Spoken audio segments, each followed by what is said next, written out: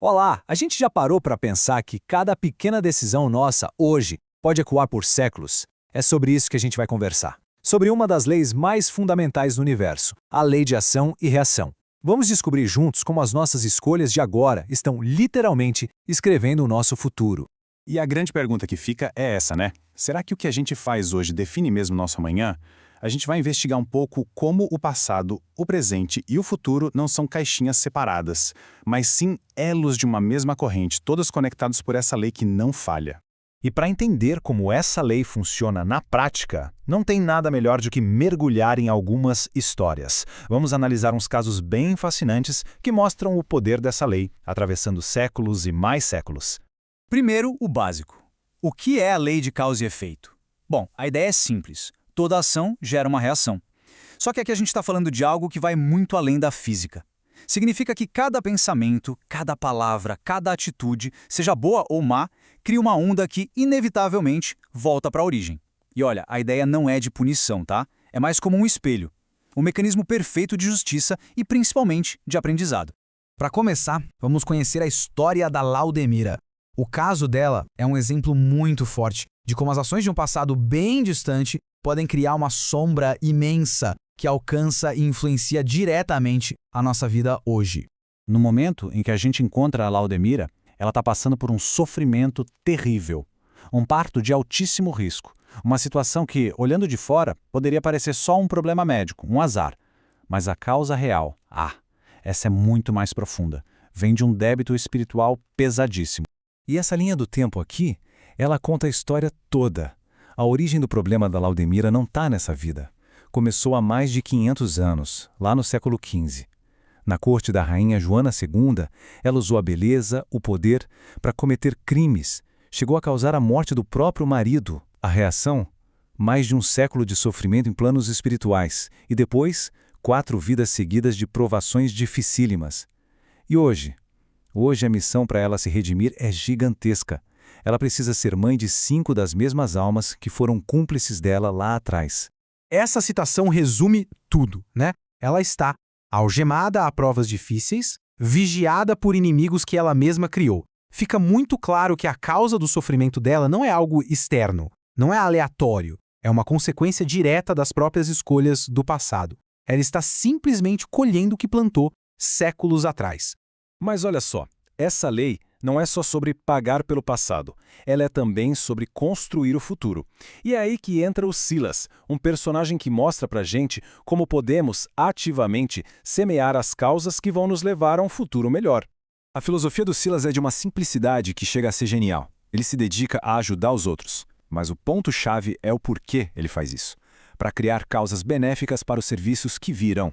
Ou seja, ele entendeu o jogo. Ele não é uma vítima do destino. Ele é um arquiteto. Ele está, de forma consciente, construindo a ajuda que ele mesmo pode vir a precisar um dia. E aqui está a estratégia dele passo a passo. Primeiro, reconhecer os próprios erros.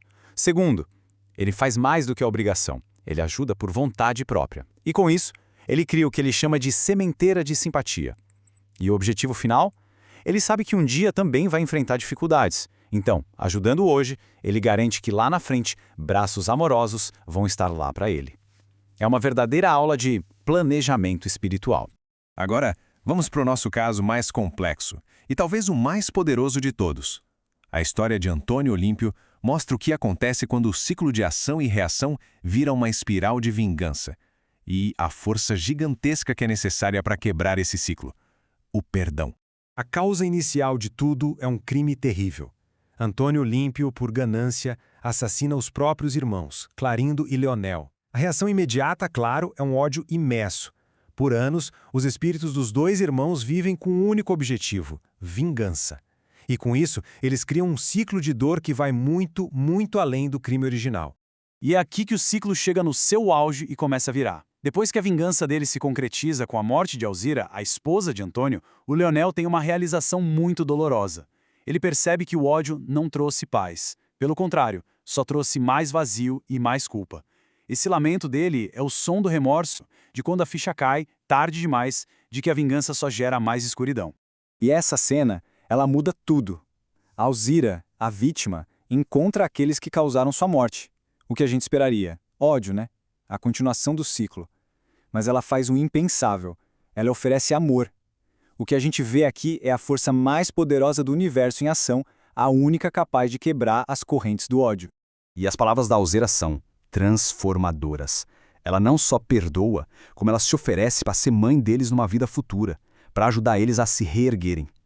Ela oferece o próprio coração para devolver a esperança deles. Essa é a ação suprema, um ato de amor incondicional, que não só quebra o ciclo de ódio, mas começa a construir um novo ciclo de redenção e cura para todo mundo ali. Então, no final das contas, o que a gente aprende com todas essas histórias?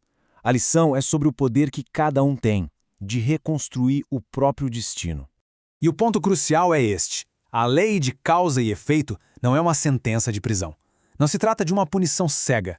Na verdade, é um mecanismo perfeito de aprendizado. Um que permite a gente entender as consequências do que fazemos e nos dá a chance de corrigir, de crescer e, finalmente, de nos redimir. Resumindo o que a gente viu. Primeiro, toda a ação tem uma consequência, mesmo que demore séculos. Segundo, ninguém é só vítima. Como o Silas, a gente pode ser arquiteto de um futuro melhor. Terceiro, o ódio e a vingança são correntes. Mas como a Alzira mostrou, o amor e o perdão são as chaves que libertam. E a lição final, a mais importante, a responsabilidade pelo nosso amanhã está nas nossas mãos. Hoje, agora.